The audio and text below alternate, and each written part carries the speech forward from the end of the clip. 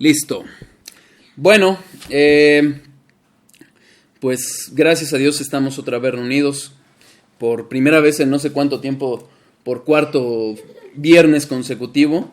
Y bueno, damos gracias a Dios. Sabemos que la fecha de Halloween y Día de Muertos pasó esta semana, pero creo que es oportuno terminar el estudio acerca de estos temas. No creo que lo acabemos hoy para no variar, pero espero que esté siendo de bendición y finalmente creo que son enseñanzas que nos pueden ayudar para compartir con otros acerca de la verdad de Dios respecto a estas tradiciones y a estas ideas que se manejan en el mundo, y también poder explicar por qué no participamos de ellas. Hemos visto cómo hay una cierta confusión en la iglesia pseudo cristiana, sobre todo, es decir, aquellos que sin ser cristianos se ostentan como tales, como es el caso de Jesús Adrián Romero. No lo digo por otra cosa, sino por su doctrina. Igualmente la Iglesia Católica Romana, que nos inducen o pretenden inducirnos a participar en este tipo de eventos. No obstante, también encontramos ciertas desviaciones entre personas que podemos pensar que son hermanos, como es el caso de John Piper, Tim Challies, que creo es un hermano de en general sana doctrina, por lo menos hasta donde yo me he quedado. Ya no he seguido mucho de él, pero creo que sí, que también invitan a cierta participación de estos temas. John MacArthur, lo comentamos, es categórico el decir que no. Y vimos también cómo de... John Piper dice que es bueno que medio participemos para que no nos aislemos y poder incluso disfrazarse dentro de la iglesia, siempre y cuando no sea de cosas feas, para no aislarnos tanto. Vimos también que hemos de responder a varias preguntas a lo largo de este estudio acerca del origen, si es pagano o no, si realmente tiene origen cristiano, si es algo secular o algo espiritual, y determinar si hemos o no de participar en ello. En este sentido, en su momento analizamos lo que dice Colosenses 2:8. Y analizamos el origen pagano de estas tradiciones y de estas creencias en el mundo celta, en el mundo romano, en las culturas precolombinas, y también fuimos analizando cómo la Iglesia Católica Romana fue cristianizando estas prácticas para hacerlas adecuadas a su doctrina. Es que Nando pregunta que, sí. que está mal lo que dices de que se disfracen. Claro, es que justamente mi hijo pregunta o está diciendo acertadamente que está mal que se disfracen. Sí, es correcto. De hecho, esta persona que lo afirma, estamos viendo cómo a la luz de la Biblia lo que eso afirma está mal. Está mal que se disfracen. ¿Ok? Vimos también qué es lo que generalmente vemos en estos días, es decir, qué es lo que sucede hoy por hoy, y que si bien hay quienes practican estos cultos o ritos durante estos días francamente satánicos, hay muchos que piensan que es juego, otros que piensan que es una tradición que no tiene ningún problema, pero hay en el ADN de los mexicanos que crecimos en este mundo paganizado por la Iglesia Católica Romana, pues sabemos de estas creencias y muy firmes las entendemos acerca de cómo piensan que los muertos vienen y tienen cierta convivencia con los vivos. Hablamos también de lo que sucede con los disfraces, y en el último estudio empezamos a hablar justamente de lo que dice la Biblia a este respecto. Y en este sentido comenzamos a hacer una reflexión acerca de que cómo Dios es el que se conoce a sí mismo, y es Él, siendo soberano, siendo omnisciente, quien determina cómo es que debemos de adorarle, cómo es que debemos de acercarnos a Él. Es Él el que define lo que es agradable y lo que no es. Y hemos visto también que estamos llamados a acercarnos a Dios de la forma en que Él dice y no conforme al mundo, el mundo lo dispone. También hicimos la advertencia acerca de que existen pecados que, sin ser intencionales, caemos por error. Y en el Antiguo Testamento es claro que habían sacrificios para enmendar o para acercarnos a Dios cuando justamente habíamos caído en pecados no intencionales, sino por yerro. Y hicimos una exposición acerca de cómo todo este mundo del Halloween y del Día de Muertos envuelve toda una idea de tinieblas, de oscurantismo, de cosas que son ajenas a Dios y no solo ajenas, sino que tienen que ver con el lloro y crujir de dientes del infierno, con el dominio de Satanás, y también hicimos una reflexión acerca de cómo Dios nos llama a estar en luz, porque hemos salido de las tinieblas para ir a la luz admirable de Dios, a la luz admirable de nuestro Señor Jesucristo. Y vimos este comparativo que se lleva a cabo en la palabra de Dios entre estos dos mundos, entre vivir en el pecado, en las tinieblas, haciendo caso a las cosas de este mundo, y lo que realmente nos llama Dios a una vida de santidad. Y incluso Jesucristo, cuando habla del momento en que iba a ser entregado para morir en la cruz, Él habló como era el tiempo, el momento de la potestad de las tinieblas. Y vimos cómo justamente todo este mundo que desprecia la luz, que desprecia el evangelio, es a lo que se refiere este mundo de tinieblas. Entonces vimos el contraste claro que establece la palabra de Dios entre la luz y las tinieblas, entre la santidad y el pecado, entre el reino de Dios y el dominio de Satanás. Y empezamos a hablar de dos errores que generalmente se cometen en este tipo de creencias. Hablamos del error del purgatorio, que no existe, sino que claramente la Biblia enseña que después de la muerte viene el juicio y hay una separación entre aquellos que creyeron en Jesús y aquellos que lo rechazaron. Y vimos también que la Biblia es clara al expresar que los muertos no regresan. En el momento en que se muere se pasa ya sea a la presencia de Dios o bien a su reprobación, a estar alejados de Él, al lloro y crujir de dientes. Si bien ahorita en tanto regresa nuestro Señor Jesucristo en un modo espiritual, pero que cuando regrese nuestro Señor Jesucristo habrá resurrección para vivos y para muertos, y el castigo en ese caso será aún peor.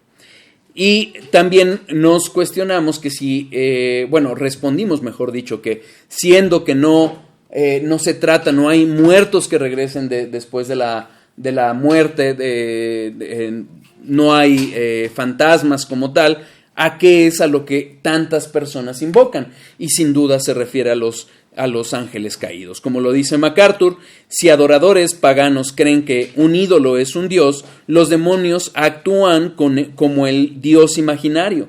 En el ídolo no hay un dios de verdad, pero sí una fuerza satánica espiritual activada por su culto.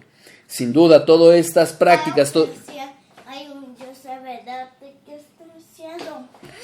Que hay un solo Dios verdadero, pero hay gente que adora dioses falsos. Y entonces los demonios, los ángeles caídos, se aprovechan de esos cultos para engañarlos aún más. ¿Ok? ¿Quedó claro? Entonces vemos esta realidad.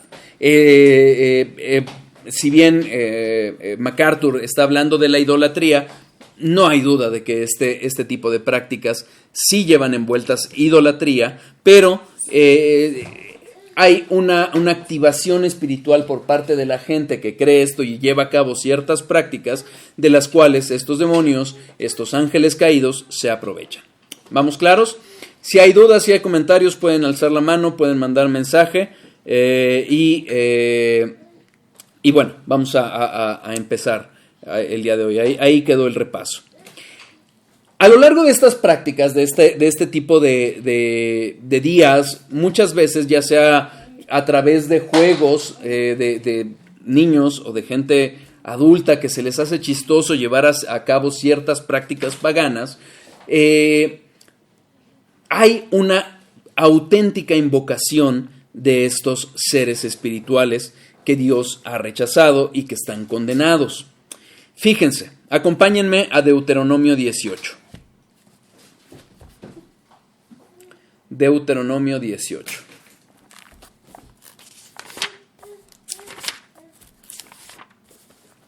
Versículos 10 a 12. Vamos a leer del 9 al 14. Cuando entres a la tierra que Jehová tu Dios te da, no aprenderás a hacer según las abominaciones de aquellas naciones. No sea hallado en ti quien haga pasar a su hijo o a su hija por el fuego, ni quien practique adivinación, ni agorero, ni sortílego, ni hechicero, ni encantador, ni adivino, ni mago, ni quien consulte a los muertos, porque es abominación para con Jehová cualquiera que hace estas cosas. Y por estas abominaciones Jehová tu Dios echa estas naciones de delante de ti. Perfecto serás delante de Jehová tu Dios, porque esas naciones que vas a heredar a agoreros y a adivinos oyen, mas a ti no te ha permitido esto Jehová tu Dios. Hay un claro mandamiento de parte de Dios para no participar en las costumbres paganas que llevan a cabo estas naciones, estos lugares a donde estamos habitando. Sin duda, estamos hablando no concretamente la tierra de Canaán, obviamente, pero ciertamente el mundo tiene sus costumbres y como lo vamos a ver que efectivamente llevan a cabo estas prácticas. Fíjense, de las cosas que está mencionando Moisés en esta parte de Deuteronomio. La necromancia en general, que es a lo que se está refiriendo este punto, es la comunicación con los muertos. Y esta comunicación que se pretende llevar a cabo con los muertos es a través de la adivinación, que esa adivinación es buscar la voluntad de dioses o de seres diversos a través de presagios, sean estos demonios, dioses paganos o incluso ángeles, porque hay quien dice, no, es que mira, yo estoy hablando con ángeles y hay una forma de comunicarse. No, Dios ha establecido una forma, como lo veremos, para tener la verdad, para tener la dirección, y es a través de Jesucristo. Entonces, esa adivinación se busca así. El agorero es tratar de controlar el futuro con espíritus, es los amarres, los hechizos que se pretenden hacer, que muchos de verdad piensan que es juego lo que hacen. Eso de poner fotos de personas y hacerles cosas para que tengan ciertas preferencias por alguna otra persona o para que se les ablande el corazón, por mucho disfraz que se pretenda hacer de que es algo bueno o es para su bien, eso es hacer prácticas ocultistas. Los hechiceros, efectos mágicos a través de pociones o drogas. Dense una vuelta al mercado de Sonora, si no me equivoco que es. Ahí hacen mucho de ese tipo de cosas. Conjurar encantos, atar a otras personas mediante murmullos mágicos. También lo llevan a cabo. Hay personas que llevan a cabo este tipo de prácticas y que pretenden hacer ciertas hipnosis a través de murmullos. El adivino, comunicación con los muertos, pero como lo vimos en el estudio pasado, en realidad estamos hablando de demonios. El mago, que tiene cierta relación con el mundo demoníaco o espiritual, y la consulta de muertos. Todas estas prácticas son las que condena Dios en Deuteronomio 18 del 10 al 12. Y estas prácticas la toman, insisto, como juegos en algunas ocasiones. Otros de verdad pretenden invocar, probar al destino, como algunos le podrían llamar, o incluso lo toman a juego y se disfrazan de ese tipo de cosas. Hay que tener mucho cuidado. Muchos buscan comunicaciones, información o intercesión celestial.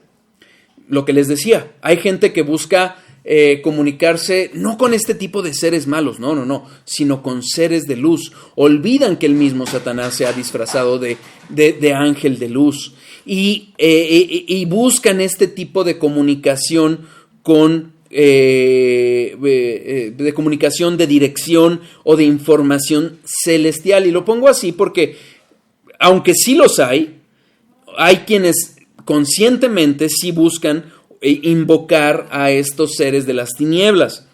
Y se los dice alguien que antes de la gracia de haber sido traído a los pies de Cristo, practicó eso. Yo estuve en esas cosas y te dicen que son cosas buenas. Incluso me acuerdo que un santero me decía, mira, no te preocupes, el santuario, ¿cómo le llaman? El santoral. El santoral de la satanería es paralelo al santoral del catolicismo romano. Claro, porque ambos involucran a seres caídos. Esta idolatría, aunque se busca disfrazar de celestial, en realidad no es otra cosa más que invocación, ya sea de seres netamente de las tinieblas, seres disfrazados de ellos, o muertos o pretendidos muertos que en realidad son usados por esos mismos seres caídos. ¿Por qué? ¿Por qué afirmo con tanta seguridad que se trata de ángeles caídos en el peor de los casos o en la mayoría de los casos? Porque Dios ha establecido que solo hay un Dios y un mediador entre Dios y los muertos, y es Jesucristo. Primera de Timoteo 2:5.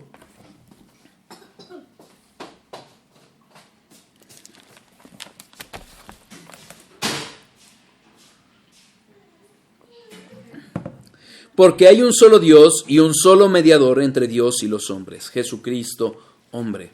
El único, completamente Dios, completamente hombre, es Jesucristo. El único que puede mediar entre Dios, el único y verdadero Dios, Dios Padre, Dios Hijo, Dios Espíritu Santo, y los hombres, es Jesucristo. Cualquier otro que pretenda ocupar este lugar, por muy disfrazado de luz que se pretenda aparentar, no proviene de Dios. Nadie que provenga de Dios va a buscar quitar a Dios de su lugar.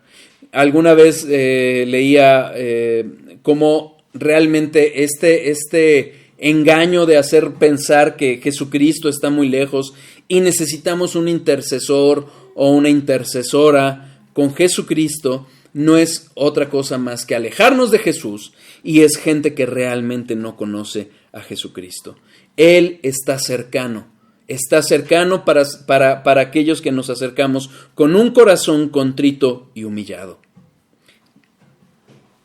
Cualquier otro ser es negar a Dios hecho hombre. Los muertos no pueden interceder por nosotros.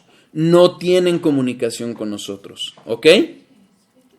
Ahora, obviamente cuando tratamos este tema, sin duda nos viene a la mente el caso de Saúl.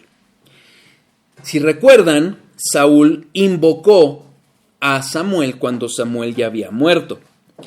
Y esto fue en una franca violación a los mandatos de Dios, a la palabra de Dios, y acude a una adivina. Acompáñenme a Primera de Samuel 28. Primera de Samuel 28. ¿Quién es Samuel?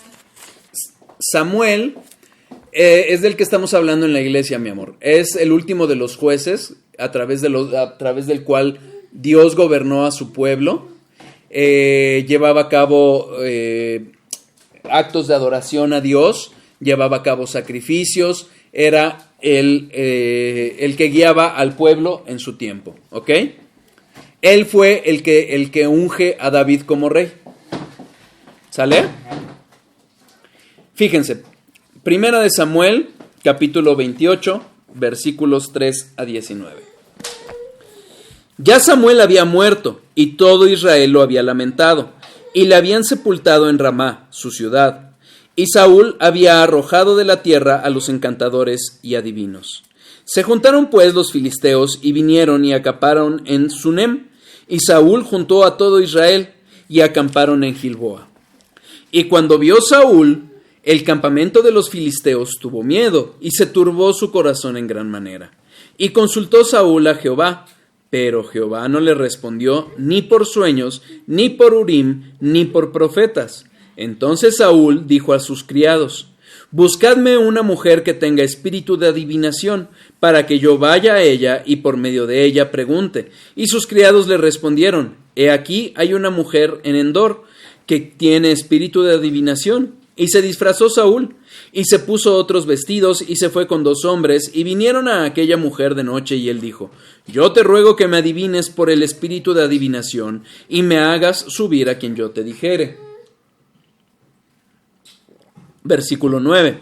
Y la mujer le dijo: he aquí tú sabes lo que Saúl ha hecho, cómo ha cortado de la tierra a los evocadores y a los adivinos. ¿Por qué, pues, pones tropiezo a mi vida para hacerme morir? Entonces Saúl le juró por Jehová, diciendo: vive Jehová, que ningún mal te vendrá por esto. La mujer entonces dijo: ¿a quién te haré venir? Y él respondió: hazme venir a Samuel. Y viendo la mujer a Samuel, clamó en alta voz y habló aquella mujer a Saúl diciendo: ¿por qué me has engañado? Pues tú eres Saúl. Y el rey le dijo: no temas. ¿Qué has visto? Y la mujer respondió a Saúl: he visto dioses que suben de la tierra. Él le dijo: ¿cuál es su forma? Y ella respondió: un hombre anciano viene, cubierto de un manto. Saúl entonces entendió que era Samuel, y humillando el rostro a tierra, hizo gran reverencia. Y Samuel dijo a Saúl: ¿por qué me has inquietado haciéndome venir? Y Saúl respondió: estoy muy angustiado, pues los filisteos pelean contra mí, y Dios se ha apartado de mí y no me responde más, ni por medio de profetas ni por sueños. Por esto te he llamado, para que me declares lo que tengo que hacer. Entonces Samuel dijo: ¿y para qué me preguntas a mí si Jehová se ha apartado de ti y es tu enemigo? Jehová te ha hecho como dijo, por medio de mí. Pues Jehová ha quitado el reino de tu mano y lo ha dado a tu compañero, David. Como tú no obedeciste a la voz de Jehová, ni cumpliste el ardor de su ira contra Amalec, por eso Jehová te ha hecho esto hoy. Y Jehová entregará a Israel también contigo en manos de los filisteos, y mañana estaréis conmigo, tú y tus hijos, y Jehová entregará también al ejército de Israel en mano de los filisteos. Es un pasaje difícil. ¿Por qué?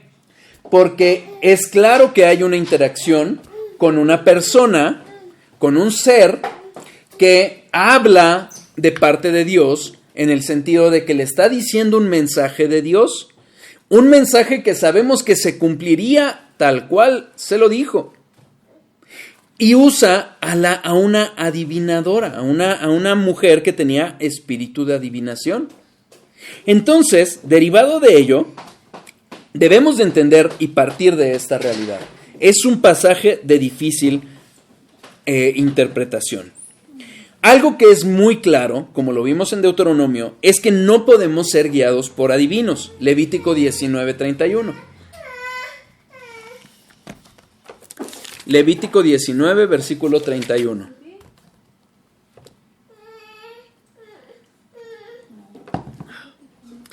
No os volváis a los encantadores ni a los adivinos, no los consultéis contaminándoos con ellos. Yo, Jehová, vuestro Dios. Es claro el mandamiento de Dios.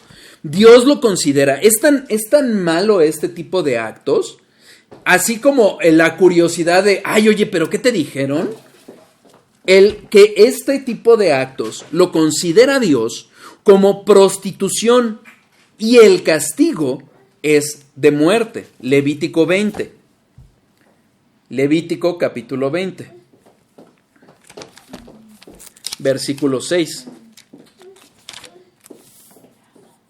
Y la persona que atendiere a encantadores o adivinos para prostituirse tras de ellos, yo pondré mi rostro contra la tal persona y la cortaré de entre su pueblo. ¿Se fijan?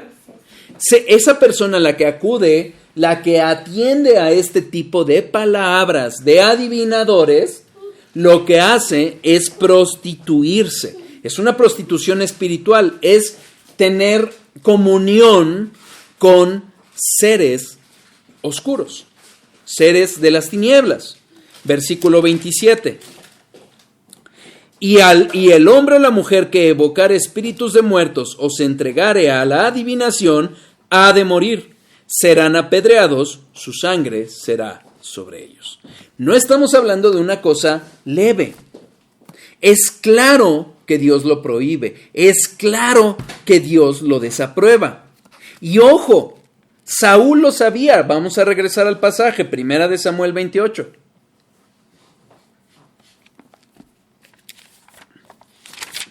Versículo 9. Y la mujer le dijo: he aquí tú sabes lo que Saúl ha hecho, cómo ha cortado de la tierra a los evocadores y a los adivinos. Tanto la mujer lo sabía como Saúl lo sabía. Y no obstante, ¿qué hace Saúl? Jura proteger a la adivina. Versículo 10. Entonces Saúl le juró por Jehová, diciendo: vive Jehová, que ningún mal te vendrá por esto. Se había disfrazado. Podía engañar a la adivina, pero no podía engañar a Dios. Finalmente Dios sacaría a luz la verdad. Y para poder interpretar este pasaje hay dos posturas. Efrén el Sirio, Lutero y Calvino consideraron que esta presencia, este ser que vino a hablar con la adivina y con Saúl, era un demonio. Finalmente, en la soberanía de Dios, Dios le había manifestado a este ser de oscuridad la palabra que eventualmente le daría a Saúl. No obstante, hay otros, como es el caso de MacArthur y en The Reformation Study Bible, que dice que efectivamente sí fue Samuel. Y yo creo, en mi humilde opinión, que son más fieles al texto. ¿Por qué? Dios es soberano y Dios soberanamente pudo haber permitido que Saúl regresara. ¿Por qué? Quizás el momento lo ameritaba. Se trataba del rey elegido por el pueblo para gobernar sobre su pueblo. Se trataba del rey, todavía en ese momento, aunque ya desaprobado por Dios, pero era el rey. Y, a ver, denme un segundo. Ve con mamá, ahorita.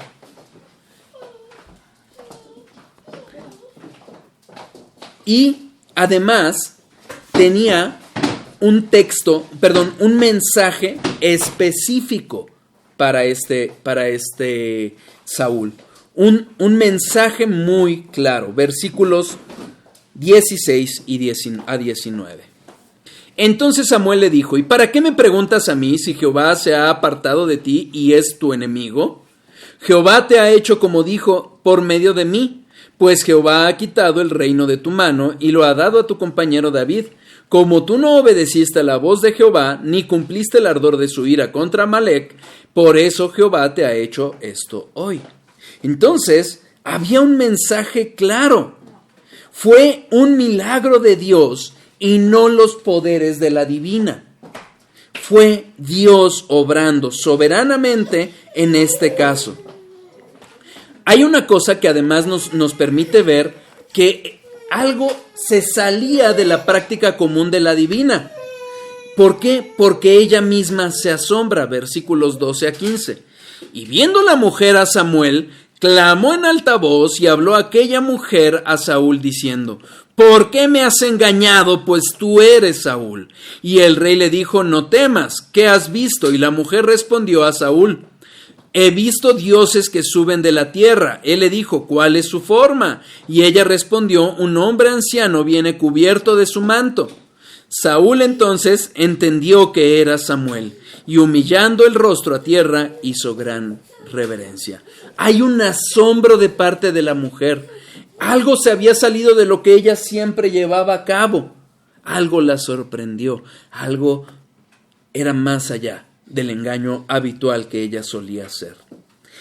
Todos estos datos nos llevan a concluir que no fue un fenómeno usual.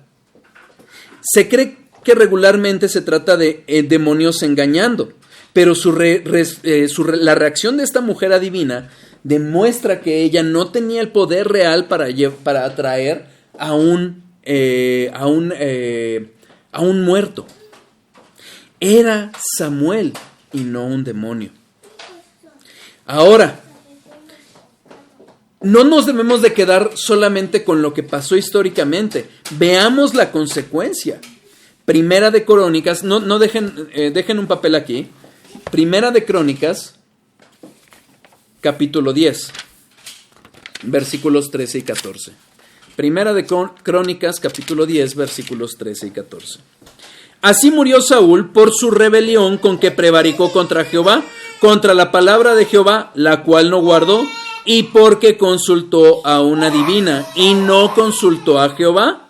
Por esta causa lo mató y traspasó el reino a David, hijo de Isaí. Fue una clara obra de parte de Saúl, una obra de su carne, que ante la realidad que estaba viviendo, el silencio de parte de Dios, no se arrepintió, sino simple y sencillamente buscó sacar el beneficio de parte de Dios, buscar su dirección. Y entonces, ¿qué es lo que vemos? La consecuencia, la muerte. En Levítico lo leímos: quien haga tal cosa es abominación, es prostitución, y por ende merece la muerte de parte la muerte que eventualmente viviría Saúl. ¿Ok? Ahora, la verdad es que muy probablemente así lo haya ordenado Dios. ¿Y por qué? Porque fue un juicio a Saúl. Le comunicó, le reiteró su desaprobación, lo destituyó de su reinado. Y vemos el juicio que alcanzó no solo a Saúl, sino al pueblo, ese pueblo que eligió a Saúl. Vino un juicio de Dios y fue un juicio fielmente revelado, es decir, se expresó con toda verdad lo que habría de acontecer. Finalmente, no hubo revelación nueva. Dios ya le había dicho a Saúl lo que iba a acontecer con él. Primera de Samuel, capítulo 15, versículo 28. Primera de Samuel, capítulo 15, versículo 28. Entonces Samuel le dijo: Jehová ha rasgado hoy de ti el reino de Israel y lo ha dado a tu prójimo tuyo, mejor que tú, a David. Entonces, fue una verdad reiterada. ¿Ok? Ahora, este es un hecho aislado. El hecho de que haya acontecido esto no debe de considerarse bajo ninguna interpretación como que podemos llevarlo a cabo. Es clara la desaprobación de Dios a estas prácticas, tan clara que el propio Saúl le pasó. Pero, además de todo, quiero hacer una advertencia. Aunque hayamos visto este caso aislado en el que el texto nos invita a pensar que no era un demonio, sino era el mismo Samuel, lo cierto es que no podemos sacar doctrina de aquí. Ojo, Primera de Samuel es un libro histórico, y eso es lo que nos indica un libro histórico, historia. No debemos de sacar doctrina inmediatamente de él. Alguien me decía, algún izquierdoso que estudió conmigo la maestría, pretendía sostener el socialismo a través de la forma de vida en que tuvo la iglesia primitiva, como lo leemos en Hechos, en que compartían todos sus bienes. Y me dice, ¿cómo debemos de entender entonces Hechos capítulos tal y tal? Le digo, de la misma forma que entendemos Primera de Reyes y Primera de Crónicas respecto a David. David tuvo muchas mujeres, pero de ahí yo no saco que yo pueda tener concubinas. Los libros históricos nos cuentan una historia, nos cuentan la historia, los hechos que acontecieron. Son inspirados sin duda, pero no necesariamente o no directamente sacamos doctrina.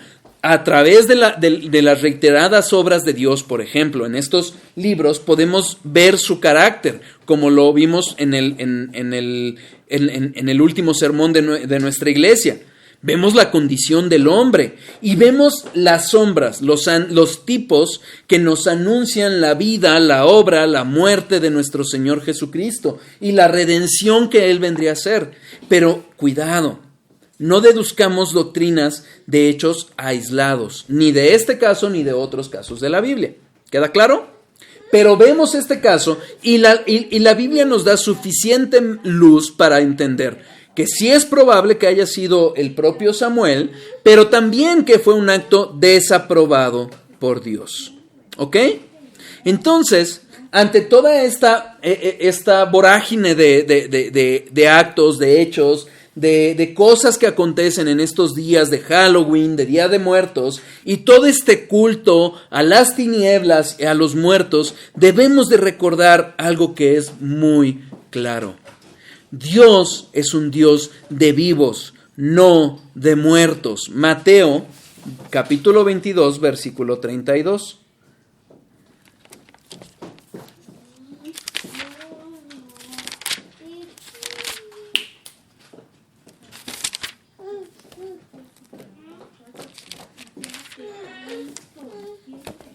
Fíjense.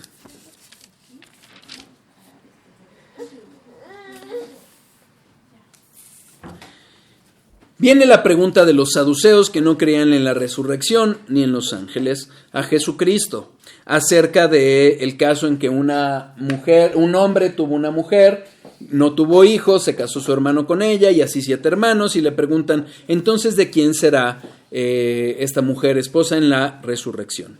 Jesucristo les explica que los saduceos no entendían bien la palabra de Dios, no la estaban estudiando bien, y les decía justamente que en la resurrección ni se casarán ni se darán en casamiento.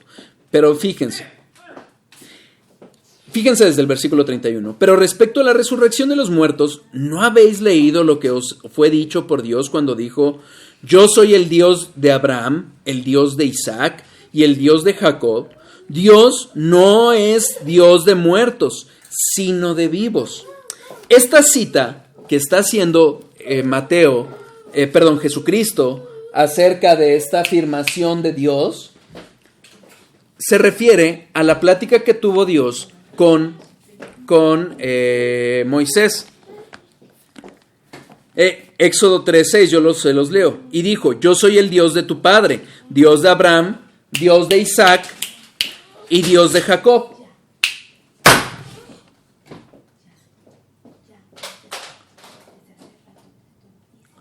Entonces Moisés cubrió su rostro porque tuvo miedo de mirar a Dios. Recordemos algo, para este tiempo es evidente que estos patriarcas a quien se refiere Dios, a Abraham, a Isaac, a Jacob, ya habían muerto en ese momento. Ellos ya estaban muertos, ya habían muerto. Y el verbo ser, es decir, yo soy el Dios de Abraham, de Isaac y de Jacob, está en presente. Esto lo que nos quiere decir es la continuidad de la vida, lo opuesto a la muerte. ¿Ok? Los que mueren no se quedan en este mundo ni como fantasmas ni como zombies. Dependiendo de la relación que tengan con Cristo, es que estarán en la presencia de Dios o no. Pero no van a estar aquí. Fíjense, 2 Corintios 5. 2 Corintios 5, versículos 6 a 8. Así que vivimos confiados siempre, y sabiendo que entre tanto que estamos en el cuerpo, estamos ausentes del Señor, porque por fe andamos, no por vista. Pero confiamos, y más quisiéramos estar ausentes del cuerpo y presentes al Señor. Para los cristianos, la muerte no es más que la puerta a la presencia del Señor. Es la continuidad de la vida en otro ámbito, pero no nos quedamos aquí. Y tampoco aquellos que están en una mala relación con Cristo se permanecen aquí. No. Cuando Jesús habla de Lázaro y el rico es claro que no está en este mundo. Se fue al Seol y está sufriendo. Mateo 8:22.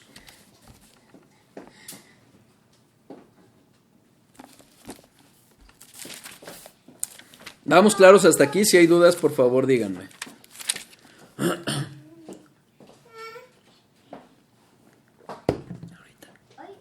Mateo 8:22. Vamos a leer desde el 18. Viéndose Jesús rodeado de mucha gente, mandó pasar al otro lado. Y vino un escriba y le dijo: Maestro, te seguiré a donde quiera que vayas. Jesús le dijo: Las zorras tienen guaridas y las aves del cielo nidos, mas el Hijo del Hombre no tiene dónde recostar su cabeza. Otro de sus discípulos le dijo: Señor, permíteme que vaya primero y entierre a mi padre. Jesús le dijo: Sígueme, deja que los muertos entierren a sus muertos. La llamada de Jesús es dejar que el mundo se ocupe de la mundanalidad. Los muertos espirituales que se ocupen de los muertos físicos. Sepultar a un padre, sin duda, es algo bueno. Pero hay un llamado más alto, más elevado. Muchos pueden decir: no es malo recordar a los muertos. Aún así, ¿es esa la tarea que nosotros tenemos como cristianos? ¿Cuánto más es algo desaprobado por Dios no el recordarlos, el invocarlos como lo hace el mundo? ¿Sí? Tengamos cuidado. Hay una clara desaprobación de parte de Dios para todo este tipo de invocaciones, para todo este tipo de celebraciones. Recordemos que Cristo nos hizo pasar de muerte a vida. Primera de Juan 3. Primera de Juan 3, versículo 14. Nosotros sabemos que hemos pasado de muerte a vida en que amamos a los hermanos. Hemos pasado de muerte a vida. Es Jesús quien lo hizo posible. Juan 10:10.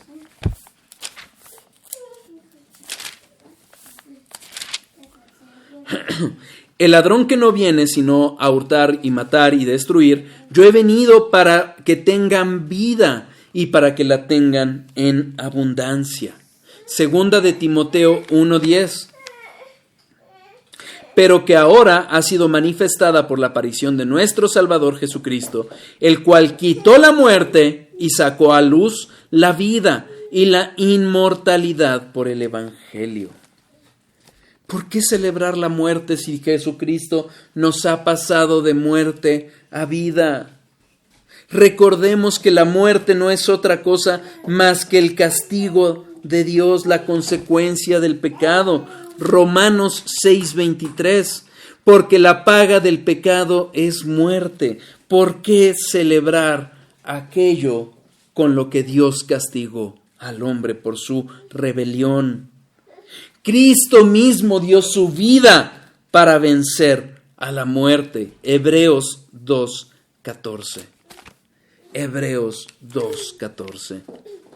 Así que, por cuanto los hijos participaron de carne y sangre, Él también participó de lo mismo, para destruir por medio de la muerte al que tenía el imperio de la muerte, esto es, al diablo. Es Jesucristo mismo quien dio su vida, quien murió para que toda esta vida de las que de las que nos anuncian estos versículos podamos participar. ¿Queda claro? Bueno, ahí dejamos el estudio, vamos a parar, déjenme parar las grabaciones.